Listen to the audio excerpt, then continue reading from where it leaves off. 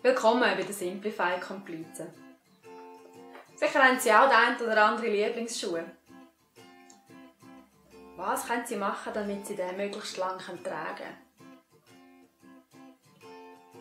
Gehen Sie regelmässig zum Schuhmacher und bringen ihm die Schuhe, um die frische Sohle drauf zu machen, bevor sie hinten am Ecken abgelaufen ist und der Schuh kaputt geht.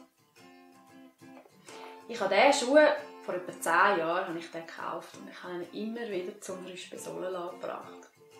Die letzten 3 Mal hat der Schuhmacher aber leider fast brüllt, weil doch das Material schon ziemlich durchgelaufen ist und zum Teil auch ein bisschen vom Material abgeschnitten wird beim frisch besohlen.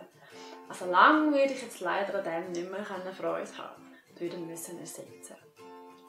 Aber ich finde auch 10 Jahre ist auch eine wahnsinnig lange Zeit für so einen Schuh.